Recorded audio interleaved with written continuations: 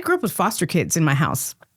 Never once were we asked if we were okay with other kids coming to live with our family. You know, never once were we given the option to say, I don't want to have a roommate. Mm-hmm. I don't want anybody else in my room. How do I feel about this? You know, a lot of that stuff was just, it's carrying into my adult life. Right.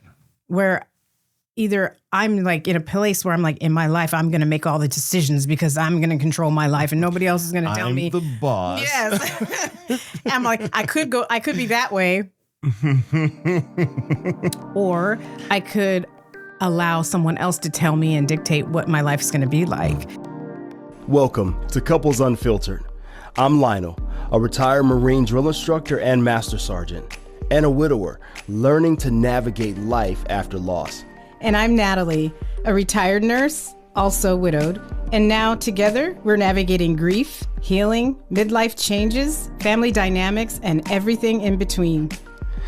Join us as we have real, unfiltered conversations about love, loss, and relationships.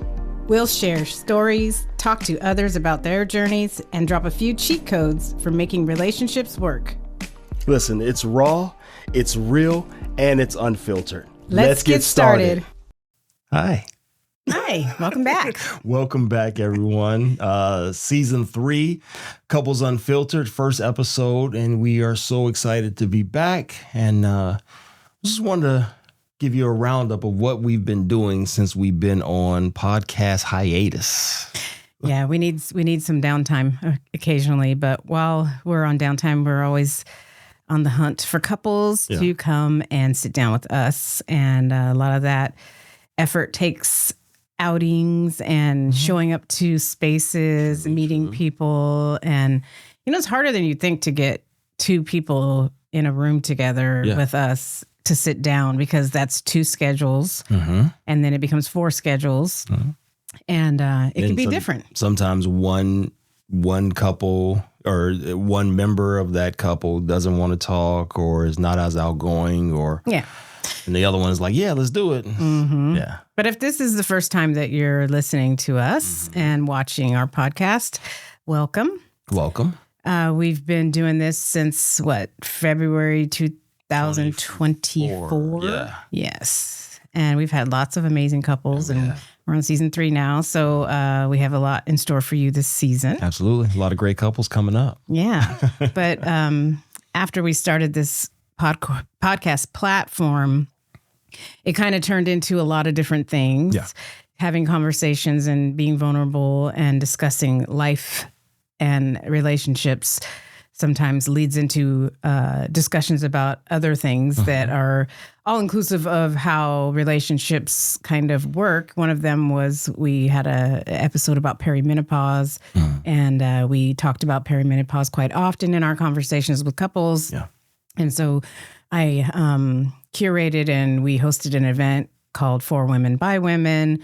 And that event was a panel of my menopause doctor, Dr. Jennifer Davis in San Diego, of San Diego Menopause, and also moderated by our friend, Chef Claudia Sandoval. Yay. And myself, and then Dr. Davis's nurse practitioner, Taylor Stafford. So we had a bunch of women show up to this event, and it was amazing. And I have a lot of requests to do it again. Yeah. So that's in the plan to do it again, and to also have one for the men. Yes. We'll probably call that the other half. There's actually a lot of men out there who are struggling to understand what their wives are going through with perimenopause. And unfortunately, this is something that lasts 8 to 10 years for most women who are experiencing it. And if you're in a relationship and during that 8 to 10 years, you think that your husband doesn't need any education on the subject, then you would be quite wrong. Absolutely. I mean, I don't know the statistics on, marriage and the time frame and everything, but I would venture to say that a lot of marriages, when women are going through perimenopause, have been in effect for at least 10 to 15 years. So now there's a drastic change in the relationship, and it's good for one, the woman to understand what's going on with her own body, but also the man to understand what's going on with his wife.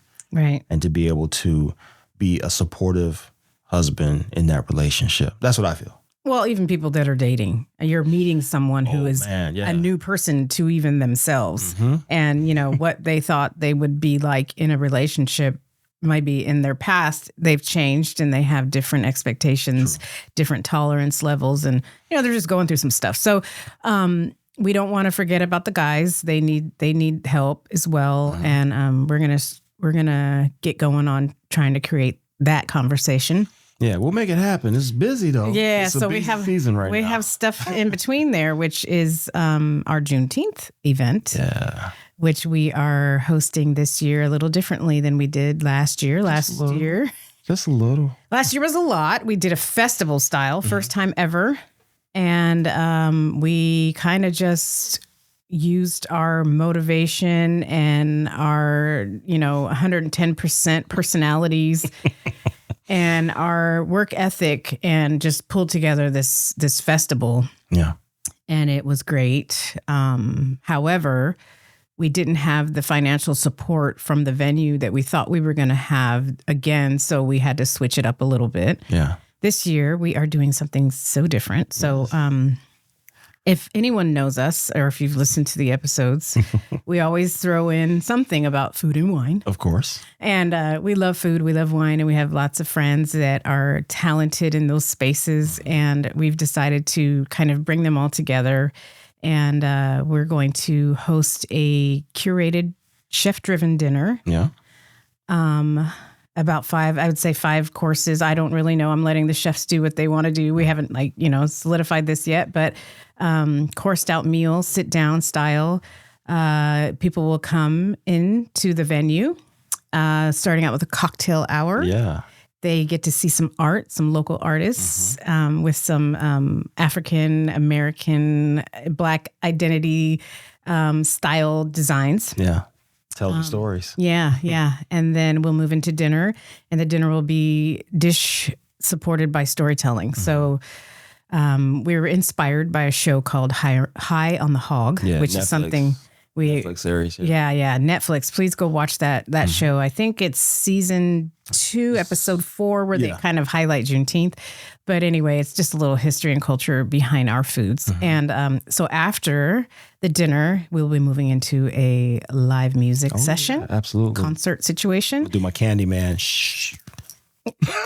Yeah, we can't discuss who that's going to be quite yet. So tickets will be going on sale soon. And by the time you hear this, they might be already on sale. Yes. So hopefully sold out. We're anticipating it's selling out pretty quick because there is very limited space. So it's, like I said, it's a sit down curated dinner. So you can imagine, there's only so much space so we can allow. We're also still fundraising. So this event is hosted by us, but is in efforts to raise money for a nonprofit that we sit on the board for called AIM, Achievement in Motion. And they are a special group family members that we call family. Yeah. Clinton and Renee Huggins. His name is Bobby, but everything on paper says Clinton. Yeah. But we all call him Bobby, so Bobby and Renee. What episode was that? They were, I think, episode 5, season 1. So episode 5, season 1, and our couples game show. Yeah. They were the winners of our couples game show. Yeah. And quite hilarious. Yes. Yes. So their nonprofit is a beautiful effort between the two of them and some other volunteer teachers, and their kids are also involved. Yeah. They tutor, mentor kids for free, and they teach financial literacy to kids who can't afford to get the tutoring. And we are trying to raise money for them to get a mobile unit so that they can start going to these kids. Right. Because right now they are, posted up in a JCPenney photography studio, which was donated to them by JCPenney's because they also, outside of their full-time jobs, work at JCPenney. Yeah, they do. The whole family. And they've been doing that for years. So it's a great organization, and we need to help them so they can continue to do what they do. So part of your ticket sales go to them. Also, we have sponsorships for the event as well to help them. All of the proceeds that we raise money go to them. Yeah, everything is purposeful, as is our new venue. So we're not going to be at Cal State San Marcos this year, but we are going to be at Terry Campus of Life, and tell a little bit more about what they do. And so Terry Campus of Life, you can go to terrycampusoflife.com, I think it is, to find out more information about them. But in a nutshell, it's a campus, a beautiful campus that they are still curating or building out. People with autism and other disabilities that have aged out of the system. Yeah. It is a place for them to learn life skills, to be there during the day, and supervised activities. They also will eventually have a residential space for them to live.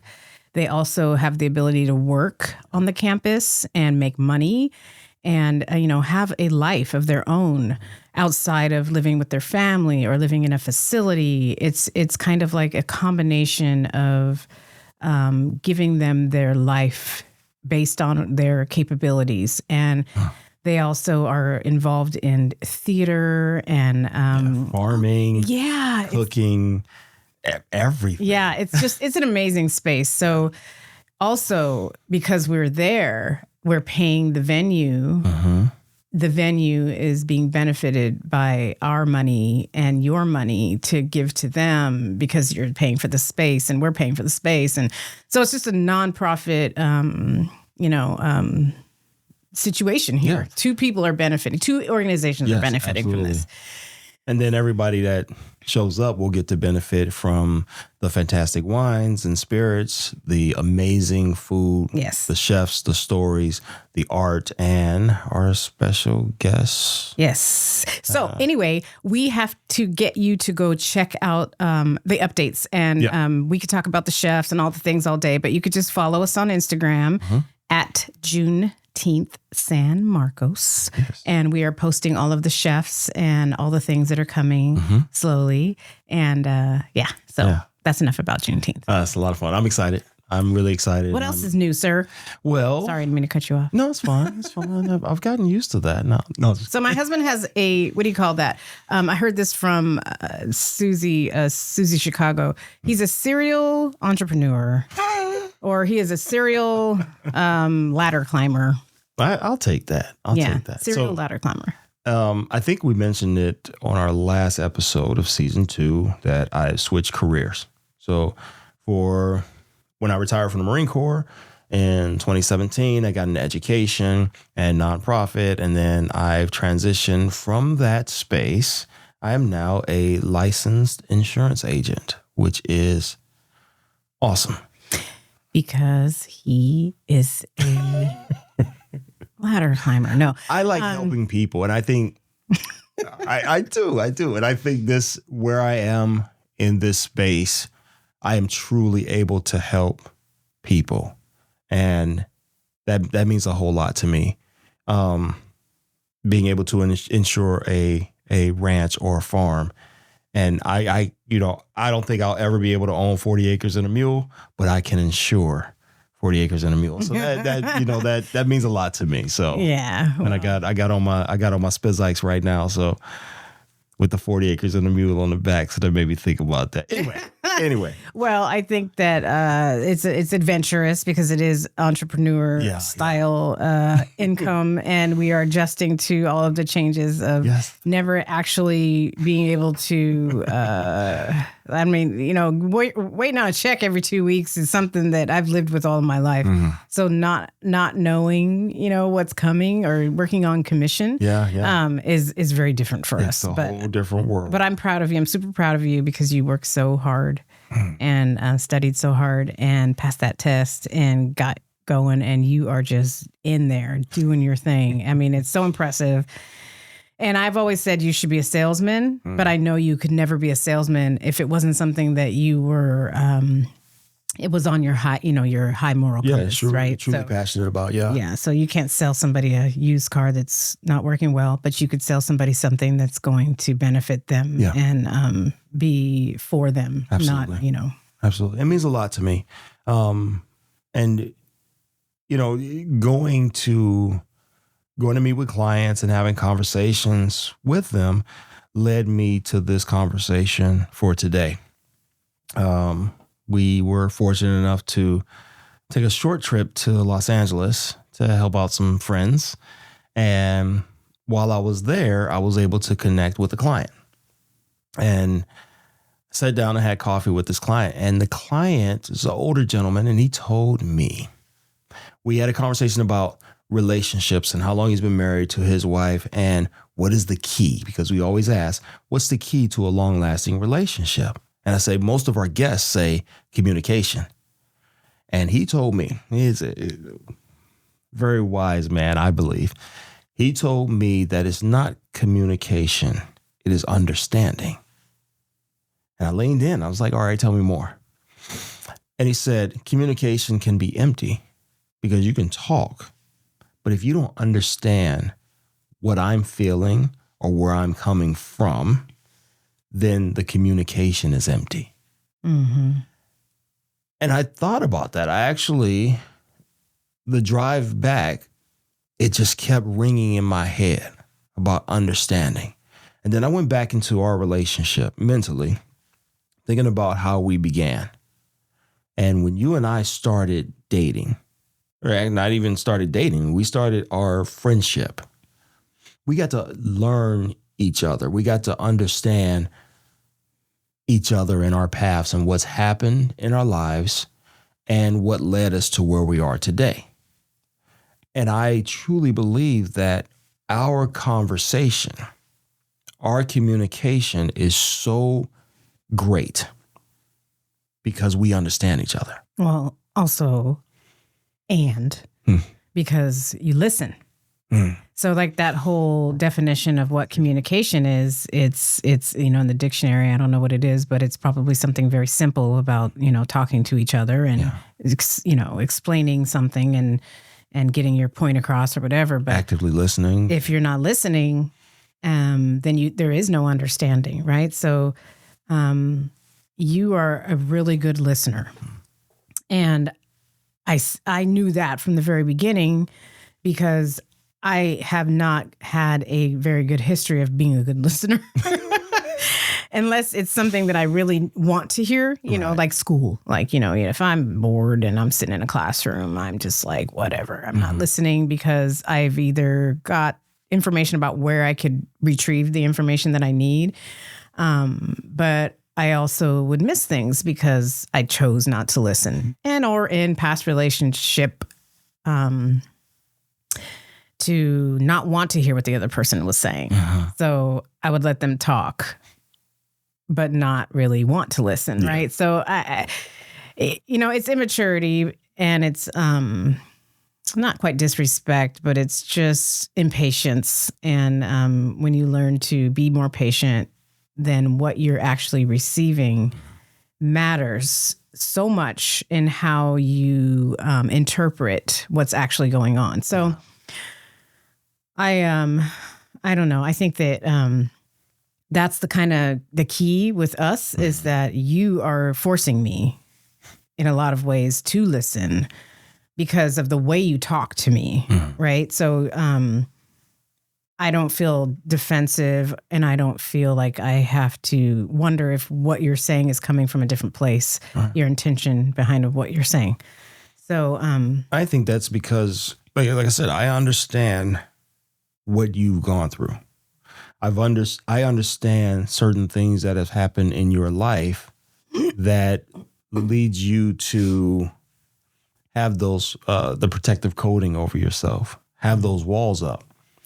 So if I understand what are pain bodies for you, what are triggers for you, if I'm able to understand those things, then I'm able to approach you in a different way, or I'm able to provide the safety and security that you actually need. Right, because that's the main goal is if you want me to talk and you want me to give you all of the reasons why I probably reacted a certain way, or me to dig deeper into myself to find out why I reacted a certain way, I'm going to need to feel safe in that space so that I can tell you, hey, you know, I feel this way about something, but it might be because in my past, this happened and I never really thought about it before, but this is how I used to react to it because of whatever. And I mean, that's not everyone can really reach that far back and understand where things are coming from all the time. But because I feel so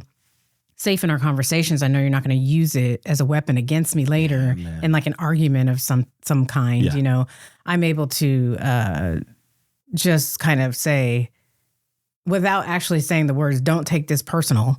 You know, it's like I can just talk to you about what it is, so that if you have questions in your mind, you're like, oh, if she's not pointing this at me, then where is this coming from? Right. Let's get a little conversation going about that. And I mean, I guess that's kind of a talent.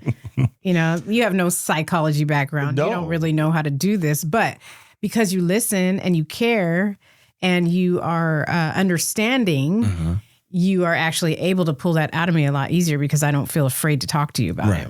Well, there's a couple things that I bring to the table when it comes to our relationship and our communication. One is maturity, because the reusing what was said, that's a young Scorpio thing. And I in my 20s, my early 30s, I was that guy. Oh, we would have been fighting. Oh my God. Like two Scorpios, literally. I'm loading up the magazine. Everything you say, I'm okay. And I'm just getting those rounds ready. But it's not what it should be. So what's the scenario? Because I'm trying to think of like recently. I know. Remember that day that you came home? We came home from, did you just come home by yourself, or we were together and we came home and you walked in the door? And, Leela? Yes. So we were together. We were out, we were networking, and we were out for a long time. And then, and for all of you out there, if you don't know, we have a 17-year-old dog. His name is Bubba. Oh. And Bubba he's old. And so he's at the last tail end of his life. Literally. Because he's been wearing diapers off and on. So while he has the diapers on, we have to still take him outside, take the diaper off, and let him, go potty, and then come back in and put the diaper back on him so he doesn't pee on the house. In his defense, I will say, he only pees in the diaper because he faints often. And when he faints, he pees because it's like he's having a little seizure episode. Yeah, his body shuts down. And he just pees. So it's not like he's not continent. He just will faint and we can't catch him in time to put him on the actual floor, not the carpet or wherever there's a rug or something. So anyway. Just some of our friends that are guests that come over to the house and it happens, they see us drag him off the rug and onto the floor and they're like, what is going on? But it's okay. But this one particular day, we're constantly letting everyone in the house know, please make sure you listen out for Bubba, take him outside, take the diaper off and everything. And apparently we were still out. We were on our way back. And our daughter came home from work, which is, later in the day. And she sends a text message. And I'm driving, and the text message goes to Natalie on her car and on the dash, and the way she said it, it made me feel strange. Like I was like, I'm old school from the Midwest. My parents are from the South. Disrespect is disrespect, and it seemed like disrespect. Marine Corps, he wants to introduce every text messages with, it doesn't matter who you are. If it's me, give the greeting of the day. He's like, good morning. Don't start talking to me first thing in the morning. You haven't said, I want a good morning. Yeah, it's something I had to get used to. It's definitely not something that I raise my kids to be doing on an automatic basis. So I would say that her not addressing us or not greeting us was the beginning of the way you read the text message, right? That started it off. I don't remember exactly what it said, and it was something along the lines of, "Am I the only one that takes care of Bubba?" And without it being that, but it was something. It seemed like that. Who has anybody taken him out today? Has he just been here all day without blah blah blah? And that makes me feel that makes me feel a certain way because Natalie and I are the sole caregivers for Bubba. Everybody will see him. We love you, Bubba. Bye. Yeah, they shut their doors and they don't think about having to help him. So, I mean, Jackson, sometimes he's good. He'll offer to feed him. He will. And if we're out, he'll feed him and he'll do all the stuff. But in the children's, not defense, but, we haven't made it a routine for them to be responsible for him. So they are waiting to be instructed. And with being instructed, they have no problems with it. But if they are not instructed... And I think what happened was she came in the door and I think he pooped or he peed or something on the floor. He had poop in a diaper and she had to clean him up. Okay. And then I think while she was cleaning him up, he peed on the floor or something like that. It was just like... So she was irritated and then she's like texting. And I don't think... Well, anyway, what happened was once we got home, instead of giving the greeting of the day, sir, he walked in the door and just went in on her. Straight. Kind of like fire. Not yelling or anything, but you were like... I was upset. I was upset because, listen, I take pride in my relationship and I feel like I am the protector of my Natalie against all enemies, foreign and domestic. So we had some domestic enemies at that time in the household. And we had to have a conversation, and I wanted to let her know that the way that message came across was not good, and you need to do better. Now, here comes the understanding, or the lack of understanding, because I came into that not knowing what her day was like, not knowing if she had to deal with a lot of craziness at her job. And I know what that feels like. And then you walk in the door and then there's just the one more thing. There's 1,000 straws on the camel's back. Now, here's the last one. That's the one that breaks the camel's back. Right. So I had to backtrack. And then I had to really see that when I should have saw the understanding up front, and I did not. So it was nice to be able to go back. Yeah, but you didn't go back until later on. I went back later on. Because I got upset. But it wasn't because of you. It wasn't because you got upset. Now, you got upset because of your past triggers. Right, but let's talk about what led me to being upset. Yes. So, because you came in the room and you went in immediately to discuss the text message, right? And the attitude that was behind the message. And it wasn't like you guys were like having a moment of going back and forth or anything. It was like you said it, but it was out of your normal high energy, positive attitude. Right. So she felt the, whatever. Yeah, there's a shift. And she went upstairs and everything got quiet. I felt a certain way because, when you have young kids, I don't care how old they are, if they're under 35, sometimes their mental stability is questionable. They don't always talk to you clearly about what's going on in their life. So you have to kind of leave space for easing in a conversation. There's certain things that stress them out more than we're used to calling being stressed out, right? It's a different generation. So I felt some kind of way about that conversation. And I didn't like how I felt, the way you kind of went in on her without the greeting of the day, without asking her how her day was, and then just smoothly said, hey, I didn't really like the way you text your mom. Like, what's up with that? Whatever.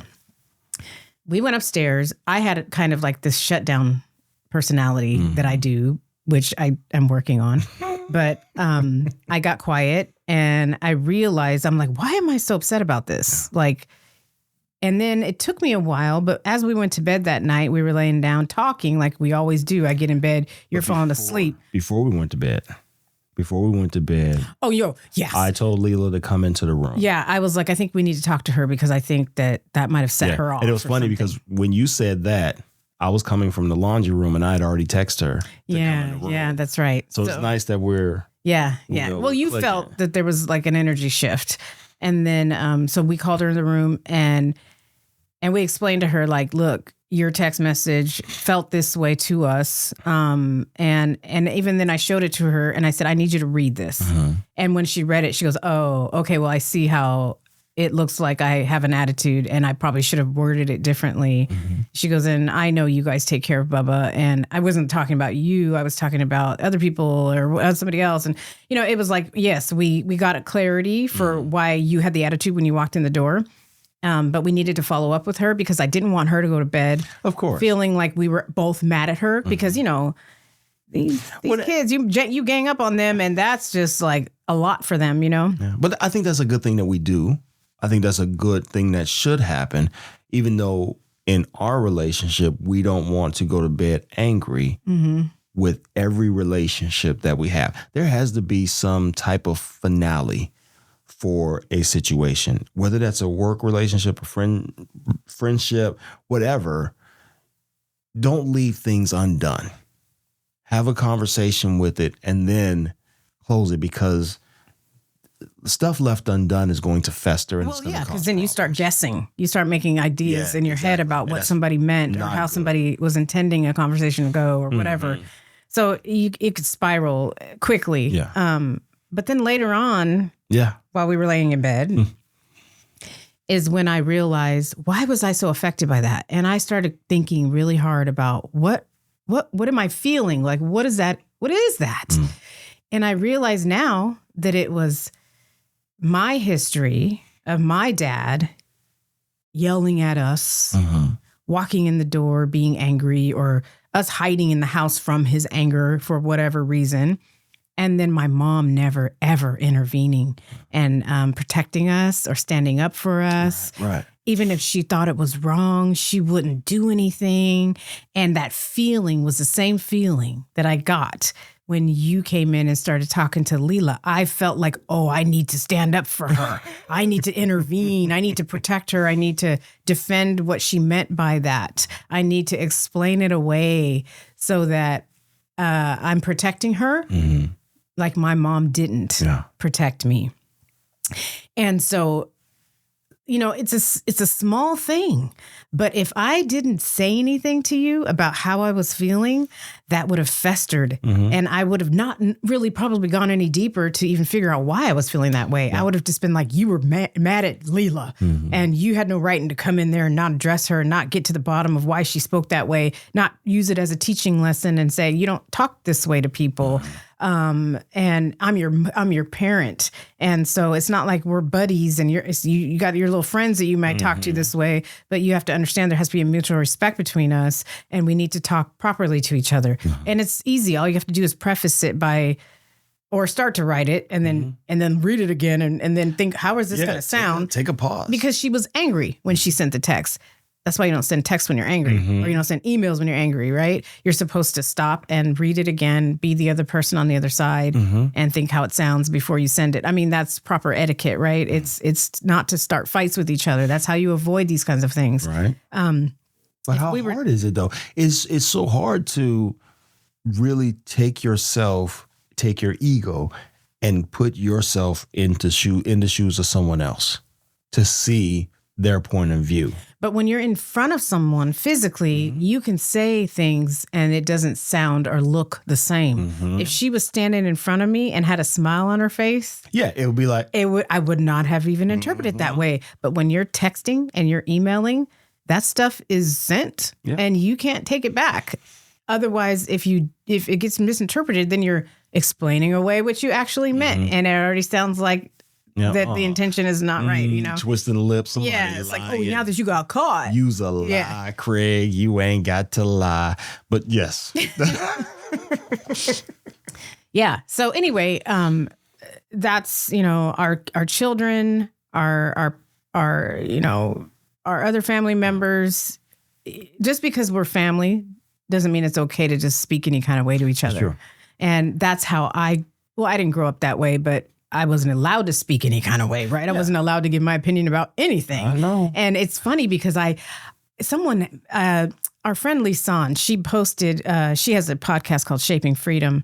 And she does a lot of things on social media where she asks questions and just puts the question out there. And it's usually about your parents or your relationship with your parents, parents' relationship with their kids. And she put something out there one time, and I don't know if I'm saying this verbatim, but it was like, did you have an opinion growing up? Were you allowed to speak your mind? Did your parents ask you how you felt about stuff growing up, And I can't even think of one time that my parents asked me my opinion, how I felt about something, gave me options, for family issues. I mean, I grew up with foster kids in my house. Never once were we asked if we were okay with other kids coming to live with our family. Never once were we given the option to say, I don't want to have a roommate. I don't want anybody else in my room. How do I feel about this? A lot of that stuff was just, it's carrying into my adult life, right? Where either I'm like in a place where I'm like, in my life, I'm going to make all the decisions because I'm going to control my life and nobody else is going to tell me. I'm the boss. Yes. I'm like, I could be that way. Or I could allow someone else to tell me and dictate what my life is going to be like. And I obviously chose to not have anybody tell me what to do ever. So that carries into the relationship. Yes, it does. Because now you're telling me to sit down and listen so we don't have to have a fight, or you're trying to sit down and you're trying to explain some stuff to me, and my pain bodies and my scar tissue don't let me listen very well because I'm trying to be in defense mode all the time. Yeah. But here's the caveat. It takes a mature partner to take their ego and put it aside and say, this isn't about me. This is about her journey and what she's been through. And I need to understand all of these things and get to the bottom of why that you're reacting a certain way, because it's hardly ever about you. Even something that you do that bothers me, it's not about you. It's about the thing, and it's somehow a trigger for me or whatever, but it's hardly ever about you. It's about how it makes me feel. Yeah. And then I have to go a little deeper. So yeah, it's a responsibility. Being in a relationship is hard. This is like freaking, okay. So it's, first of all, it's a business. It's a business. You have to sit down and talk about the things that are hard, and you have to take those egos off the table and be like, okay, here's our bills. Here's what we have money wise. We're not going to talk about how you deal with things or how I feel about that. It's just literally business, right? And then you have the responsibility to make the time to start to understand the person and where they come from. And in the beginning of most people's relationships, they're not doing that. They're just in the impression mode, or impressing mode. They're just like, I'm going to impress you. I'm going to show you the best side of me. I'm going to talk only great about things I come from, or I'm going to talk crap about my history so that you see me as a victim and then you want to fix me or whatever. But there's so many things going on in the beginning. Then people move towards the serious relationships. Then they're really serious, living together, or they even get married. And now they're trying to figure out who that person actually is. Which is garbage. It's not garbage. It's not garbage. I didn't mean to say it was garbage. However, it makes things extremely difficult. Yeah. Because if we've been playing house, if we've been seeing all the positive stuff, then I don't necessarily know who you are. What's underneath? I want to get to the root of who you are. And see, as I'm saying this, I'm hearing Prince, If I Was Your Girlfriend. So, so I've referenced that quite often in a joking way, how you and I will have conversations and you'd be like, girl. I'm like, I know. I do that a lot. But that's how close I feel to you. Like, you're my girlfriend. And that's how close I want you to be. Because like my friend Jana might be jealous. She would. I'm sorry, Jana. Don't I know. But I want to be the keeper of your secrets. I want to be the person that you can ultimately trust. I want to be the one that knows where the bodies are buried. That's how close I want to be to you. But It's a little easier to trust you when you're not going to try to steal my man. What? That's the one thing that a girlfriend, you got to think about. So I know I can trust you for that. Yeah, I'm good. I'm sorry. But I think about the judgment, the lack of judgment for girlfriends. There's no judgment. And matter of fact, no, I'll take that back. There is judgment, but it's in the most constructive way to tell you what's real, to tell you you're wrong, to be able to actually listen and give you the advice that's needed, and to be able to take the advice, to be able to fuss, kiss, and move on. Fuss, F-U-S-S. Fuss. Yes. Fuss. That says fuss. I'm old. I don't know. That's the word that came out. I'm out there. Stop fussing with me. Huffing and puffing and fussing. That's all that's going on. No, I was just kidding. But I truly mean that. I had the opportunity to get to know you. I got to know the good, the bad, the ugly. Not just being fascinated by your beauty, which I'm sitting here and I'm just like, whew. As you are very gorgeous. But anyway, not just being fascinated by that, but understanding where you came from. Yep. Understanding what you had to go through as 8-year-old Natalie, as 15-year-old Natalie, as 27-year-old Natalie. I want to know those things, and I want to be able to not use what has happened to you in the past as ammunition, but to use what has happened to you in the past as medicine, as the Band-Aid, to when it comes up, I'm able to say, okay, we got to get some Neosporin and put on that. Let me go ahead and dress it. Let me clean it up to help the healing. Because the healing is always in process or in progress or whatever. It's always moving. Allow me the opportunity to help you heal. Let me be your person. And I want you to be my person. I want to be able to tell you this happened to me.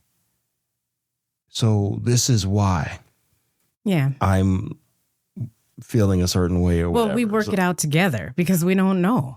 I mean, that's why I married you. It was like I married my therapist. You would show me things about me that made me reflect and have to say, "Ooh, I don't know why I feel that way," or "I don't know why I have an attitude right now." Let me get back to you on that. Let me dig a little deeper because I love you and you deserve to know what's going on, and I deserve to know what's going on. And if we're in a partnership, then we have to work it out together. You're responsible for my feelings, as far as helping me work through them. There's a saying that people say, I'm not responsible for someone else's feelings, but that doesn't apply everywhere because I think that we are responsible. If we love someone and we're in a relationship, we need to help them work out why things are not going well or why there's a negative response to something. And it doesn't have to be in the moment. We've had to learn that in public sometimes when something happens and, we're a little perplexed by a negative reaction or whatever. It's like, okay, let's put a pause on that and bookmark that and we'll have something to talk about, this weekend or have something to talk about when we have time, because those things that are left unsaid and those feelings that are just kind of hanging out there can carry into the next conversation, can carry into another incident, that something may be really small, but turn into something big because you're just stacking things on top of each other. But what I was saying before about marriage and being in a partnership or a relationship is hard. This is the stuff that's hard because it's easy to fight.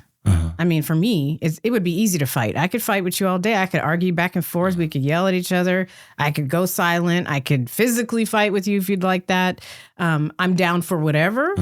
That's the old me. That's the me that... Net dog. That's That's the me that had to be that way. I had to prep myself and always be ready for that, right? I still have like 10% of that person still there. I see the twitchy eye sometimes. My eye's actually kind of twitching right now.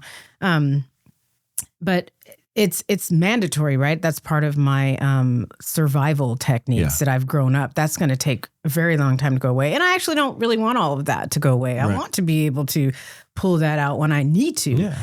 But the magic is when I get to the point where I know when to pull that out, and it's not on a kind of red flag moment where I don't see anything. Yeah. And I'm just so angry that I can't hold myself back.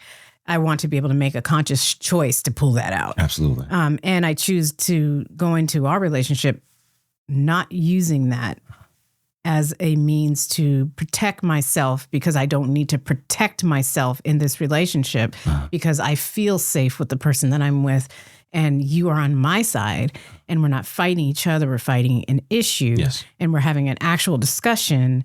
And it's hard to do that because you really do have to take your ego and just put it on the table, push it aside and say, now we're having a conversation. It's not about you. It's not about me. It's about the problem. Let's work that out. And then we can go back into, where the feelings come from. Yeah. But it's hard. It's hard. It takes work. It takes work. But anything that's worth anything, you have to be willing to work for it. Yep. I talk about, and as we wrap this episode, I talk about something that you said. Those of you out there, if you know us, you know my lovely wife. She likes cars. And there's particular reasons why she likes cars. And one of those special reasons is because of the smell. She has a very attentive nose. And it's superpower. It's my superpower. And she likes the new car smell. A few years ago, we had a conversation about bottling that smell, having that smell bottled up so that you can sniff it and get that same feeling. The dopamine. The dopamine. You get that same feeling. I look at our relationship like that new car smell. And she doesn't smell new. She smells great all the time. But I'm talking about that feeling and having that level of the newness, that level of appreciation for something that is brand new. I keep that bottled up. The appreciation that I have for our relationship, I have the same freshness as I had years ago when I first met you. I have that same core love that I had when we first fell in love. That new car smell lingers for me with our relationship. And I want to maintain that. So just like you want to maintain your car and keep your car clean and vacuumed and dust and all that stuff, you do that same work within your relationship. Yeah, maintenance. So, and keep the new car smell. Well, that's so funny because I really do appreciate the smell of tires more than I do the new car. But that is a pretty clear analogy because honestly, you are not a lie. You flirt with me when there's nobody around inside of our house, and it's so hilarious to me. I mean, I'll be walking away from the kitchen going outside or something, and I feel him looking at my butt. And I turn around, and he's just doing a little head shake and nod and talking some, sassy, sexy something or other. And I'm just like, what the hell? Who are you? Why are you still like this? But it's, even if it's not a feeling and you're just saying it, whatever it is, I know you're not just saying it, but you're trying to keep the relationship fresh. And it's effort. And it really is. And it's seen effort. I acknowledge it. I see it. I feel it. And it's not something every guy can do, but they have no problem in the beginning doing it. I know. They just need to keep that up. Well, I told you, And this is a promise that I made. I don't make a lot of promises, but this is a promise that I made, and I stick with it. Every time I feel something, I'm going to say it. Mm-hmm. So if I'm at work and I'm away from you and I feel that overwhelming bit of joy and bit of love, I'm going to call you. I'm going to text you. I'm going to let you know this is what I'm feeling. I want you to understand what you mean to me in the good days, in the sad days, in the bad days. I want you to always know that regardless of what's going on around us or in our life, our love will constantly stand strong. Mm-hmm. So I love and appreciate you. And I appreciate each and every one of you out there. I can't say I love all y'all. I don't know. But no, we love that you're here. As always, please continue to stay in love, find love, search for love. Just love. Yeah, and keep supporting us by watching and listening to the podcast. We do this because we feel like we're blessed to be in this position in our lives, and how we got here was not the easiest road. Mm-hmm. And being our age and starting over, it didn't look like this in the beginning for what we thought it was going to turn out to be. So we like to share this stuff because we know there's people out there that need to hear that this exists, and there is a way to keep your relationship from falling apart because you don't have the skills to communicate. And, we're not licensed therapists. We don't have anything but our own personal experiences. And it's important that we share this stuff with you, because there's other couples that have what we have, but there's couples that don't have it, and they need to see that it's possible and that it's also not easy. It is hard, even if sometimes we make it look a little easy. We have work to do, and we're always working on it. So thank you for supporting us. Yes. We can be found on Instagram at couples_unfiltered. And we also can be found on our website at couplesunfiltered.com. We're on Facebook. I don't do TikTok. We have nobody helping us with the social media stuff. It's all me. So I can only get in with as much as I can. It's all very real, what we do. And the performative stuff is a little bit of a challenge for us. So, but you can follow us. And if you have questions or there's any topics you'd like us to talk about, or if you guys are interested in anything about, what we're doing, please reach out. Hosts, HOSTS at couplesunfiltered.com. Mm-hmm. That's our email address. So and if you reach out, if you see us around, we're always out and about. So if you see us around, come sit down, come have a conversation with us. Yeah, we'd love to hear what you have to say. Definitely. Okay. Thanks. Welcome back, season 3. Exciting couples coming. Yeah. Stay tuned.